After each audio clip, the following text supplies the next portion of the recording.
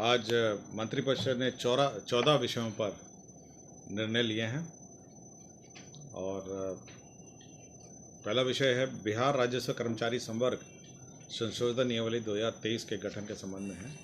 इसके अंतर्गत जो राजस्व कर्मचारियों का जो नियमावली है उसमें 4 घटक जोड़े गए हैं।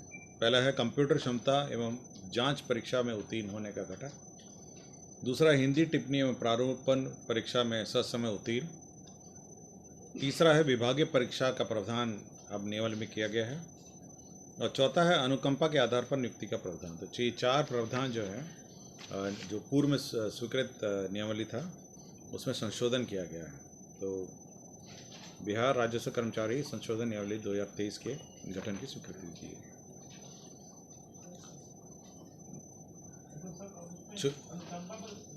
हाँ, तो वो प्रोविज़न नहीं थे तो छूट गए थे, तो डिपार्टमेंट एग्ज़ाम का प्रोविज़न नहीं था तो ये सब छोड़ दिया गया।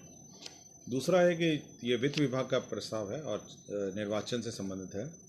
चुनाव कर्मी, सुरक्षाकर्मी जो निर्वाचन कार्य के दौरान मृत्यु या अस्थायी अपंगता में जो अनुदान देय होगा उसके संबंध में कोई नया सर्कुलर नहीं है। विभिन्न समय समय पर जो सर्कुलर्स निर्गत किए जाते रहे हैं उसका समेकित रूप से एक सर्कुलर बनाया गया। तो कोई नया परिवर्तन नहीं है। जो यथावत जो पूर्व में प्रावधान है मृत्यु का और अपंगता का वो एग्जैक्टली वही रखा गया है और केवल एक और जोड़ा गया है। केवल उसमें उपराष्ट्रपति और राष्ट्रपति के चुनाव को भी जोड़ दिया गया है। तो बस एक उपराष्ट्रपति और राष्ट्रपति का चुनाव जो होगा उसको भी इस श्रेणी में जोड़ा गया है। अन्यथा सभी जो इतने चुनाव हैं उसमें जो सर्कुलर और जो व्यवस्था पूर्व में थी वो यथावत रखी गई है। विधानसभा, विधान परिषद, लोकसभा, बाकी सब तो ही है, राज्यसभा सब है। केवल ये 2 चुनाव जोड़े गए हैं जिसमें उपराष्ट्रपति और राष्ट्रपति जोड़ा गया। बाकी सब चुनाव तो नहीं है।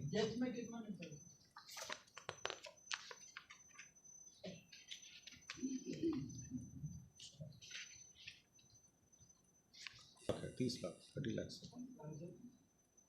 और अपंगता में 15 लाख है ना। 30 और 15 निकाय चुनाव है क्या? ये इलेक्शन कमीशन ऑफ इंडिया का मैं सर्कुलर आपको बता रहा हूँ। राज्य चुनाव नहीं है उसमें। फिर प्राधिकार चुनाव 3-4 चुनाव हैं। मैं केवल निर्वाचन आयोग की बात कर रहा हूँ। 4 जिले का अच्छे चुनाव। हम 2 और जोड़ दिए गए हैं, उपराष्ट्रपति और राष्ट्रपति। ठीक है ना। दूसरा है स्वास्थ्य विभाग का है, जो बिहार स्वास्थ्य विज्ञान विश्वविद्यालय अधिनियम है 2021 में बिहार में विश्वविद्यालय का गठन किया गया था। तो उसका जो स्टैच्यूट जो उसको मंत्रिपरिषद ने पास कर दिया है, उसमें कैसे संचालन विश्वविद्यालय का होना है उसके बारे में सारी डिटेल है। तीसरा है सहकारिता विभाग का प्रस्ताव था जिसमें राज्य में अधिप्राप्ति कार्य जो कर रहे हैं सहकारी संस्था, पैक्स एवं व्यापार मंडल, उसको CMR चावल की आपूर्ति के आधार पर जो देय प्रबंधकीय अनुदान है खरीफ मौसम 22-23 से उसको 10 रुपये पहले था, उसको बढ़ाकर विभिन्न श्रेणियों में करा गया है। तो पहला श्रेणी 10 रुपये से बढ़ाकर पहला श्रेणी है कि अगर 30 जून तक 100% आपूर्ति करते हैं तो 30 रुपये प्रति क्विंटल मिलेगा प्रबंधकीय अनुदान। 31 जुलाई तक करते हैं 100% तो 25 रुपये मिलेंगे। उसके बाद अगर 100% CMR आपूर्ति करते हैं तो 20 रुपये मिलेंगे। तो 10 रुपये को विभिन्न श्रेणियों में बांट दिए गए। तो ये जो पैक्स को जो प्रबंधकीय अनुदान है प्रति क्विंटल उसमें संशोधन किया गया। ये गृह विभाग कारा का एक प्रस्ताव था।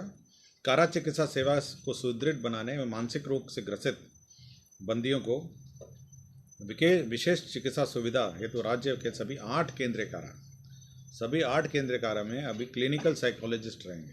होता यह है कि जब बंदी बहुत दिन कारा में रहते हैं या सजा हो जाती है तो उसके मानसिक स्थिति पर काफ़ी बुरा प्रभाव पड़ता है। तो उसी के लिए जो मानसिक इलाज है, रोग है, और इसलिए क्लिनिकल साइकोलॉजिस्ट वहाँ पे 8 जेलों में रखे गए हैं। अगर 8 जेलों का लिस्ट आपको चाहिए तो मैं बता देता हूँ। ये आदर्श कारा है बेउर जेल में रहेगा, गया जेल में रहेगा, बक्सर जेल में रहेगा, पूर्णिया जेल में रहेगा, मोतिहारी जेल में रहेगा, विशेष केंद्र कारा भागलपुर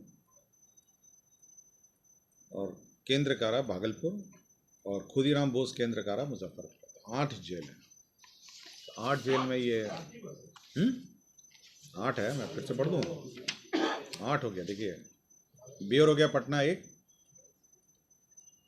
केंद्र कारा गया हो गया, केंद्र कारा बक्सर हो गया, एक पूर्णिया हो गया, एक मोतिहारी हो गया। भागलपुर में 2 जेल हैं। ये विशेष केंद्र कारा है और दूसरा केंद्र कारा है। और केंद्र कारा मुजफ्फरपुर। 8 हो गया। 8 में अब एक क्लिनिकल साइकोलॉजिस्ट रहेंगे। पेशेंट की संख्या नहीं है, लेकिन ये समस्या उत्पन्न हो गई है कि बंदी लोग मानसिक रूप से डिस्टर्ब्ड हो जाते हैं अगर लंबे अवधि तक जेल में रहा जाता है। ये सामान्य प्रक्रिया है और सामान्य व्यवहार है।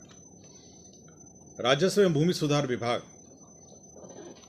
में का प्रस्ताव था। जल संसाधन विभाग के कुल 7 सिंचाई अंचल पदाधिकारी का, जल संसाधन विभाग में भी रेवेन्यू ऑफिसर से 7। अब उनका समायोजन राजस्व अधिकारी एवं समकक्ष ग्रेड में कर दिया गया है। तो 7 ऐसे लोग थे जो उनका कर दिया गया है।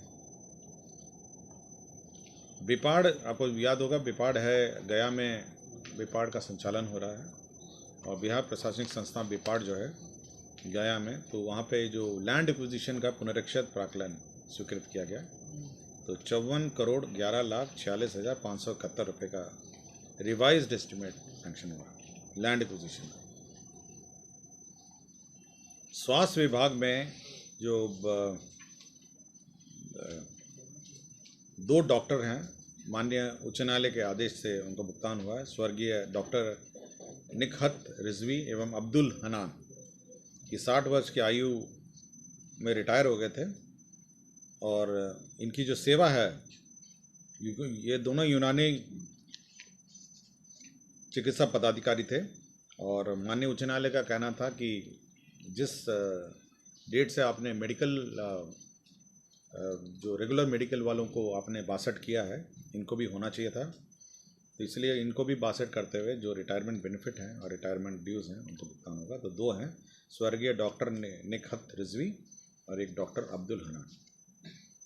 मामला अभी भी अपील में न्यायालय में लंबित है।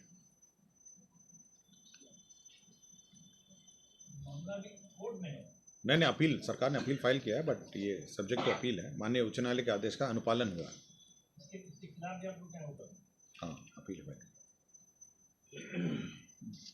राजस्व भूमि सुधार विभाग में एक ज़मीन थी, आपको याद होगा, भागवत नगर में ज़मीन में के संबंध में केस चला था और राज्य सरकार ने उसके स्थान पर गर्दनी बाग में ज़मीन आवंटित किया था। आपको याद होगा, एक बहुत पुराना केस है ये, 2013 का केस था कॉन्टेम्प्ट में। तो उसमें जब ज़मीन अलॉट हुआ तो उसमें रकबा और जो खाता और रकबे सब थे उसमें अंतर आ गए, मतलब उसमें डिफेक्टिव हो गया। तो उसी को सुधारा गया है। ये करीब कुल एकड़ था 11.86 एकड़ ज़मीन था। तो केवल रकबा और प्लॉट का जो एरियाज़ है उसका संशोधन किया गया है। मामला सर्वोच्च न्यायालय में आदेश पारित हुआ था उसी का आलोक। हाँ, भागवत नगर में जो कंटेम्प्ट ऑफ सुप्रीम कोर्ट में केस चला, उसी में बिहार सरकार ने गर्दनी बाग में ज़मीन अलॉट की थी। हाँ, उसके एवज में, लेकिन उसमें परिवर्तन हो गया कुछ। जब एक्चुअल देखा गया, उसमें एक जेई का क्या कार्यालय भी था, वो भी अलॉट हो गया था और जो खाता प्लॉट संख्या थे उसमें थोड़ा परिवर्तन हो गया, उसी को सुधारा गया है। राजस्व एवं भूमि सुधार विभाग ने राकेश कुमार तत्कालीन अंचल अधिकारी राजपुर बक्सर संप्रति पदस्थापन की प्रतीक्षा में राजस्व एवं भूमि सुधार विभाग इसको सेवा से बर्खास्त कर दिए गए। ये रंगे हाथ पैसे लेते हुए पकड़ाए गए थे और उसी के आरोप में 15,000 रुपये रिश्वत लेते हुए पकड़ाए गए थे। उसी में इनको बर्खास्त कर दिया गया।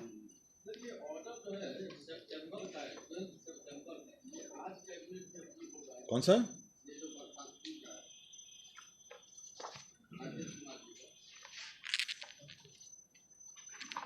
नहीं, स्थिति में, मतलब जिस तिथि का आता है उसी दिन निर्णय के लिए पुट होता है।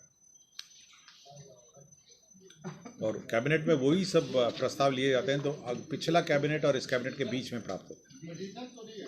नहीं। दूसरा है कि विज्ञान एवं प्रौद्योगिकी तकनीकी विभाग का है, डॉक्टर श्री गजेंद्र कुमार मिश्र थे, ये भप्रस्थ थे, संयुक्त सचिव विज्ञान एवं तकनीकी शिक्षा विभाग।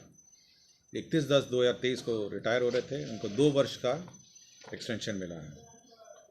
इसी प्रकार कैप्टन शिव प्रकाश हैं, जो मुख्य विमान प्रशिक्षक हैं सिविल विमान निदेशालय, जो हमारे कैप्टन ये पायलट भी हैं राजकीय विमान के, 31/10/2023 को रिटायर हो रहे हैं, उनको 1 साल का एक्सटेंशन मिला है। एक श्री कृष्ण कुमार यादव हैं, ये तत्कालीन अधीक्षक राजकीय अतिथिशाला हैं, इनको भी जो ये केंद्र श्रम सेवा में इनकी नियुक्ति हुई थी, राज्य सरकार ने इनको रिटेन कर लिया था और एक कैबिनेट निर्णय के आलोक में इनको रिटेन किया गया था 1998 में। रिटेन करने के बाद इनका जो वेतनमान है वो नहीं रहने के कारण इनको प्रमोशन नहीं मिला है। सरकार ने वेतनमान निर्धारित किया है और रिटायरमेंट के बाद इनको रिटायरमेंट ड्यूज मिलेंगे। लोकसभा आम चुनाव 2024 में जो तैयारी के आलोक में जो निर्वाचन से बुक है, ट्रेनिंग बुक है, जो बुक होती है, वो छपने के लिए सरस्वती प्रेस वेस्ट बंगाल को नॉमिनेशन के आधार पर निर्णय लिया गया। यही 14 मामले हैं जिस पर निर्णय लिया। धन्यवाद। प्रभातखबर.com, विश्वास वही, रफ्तार नहीं।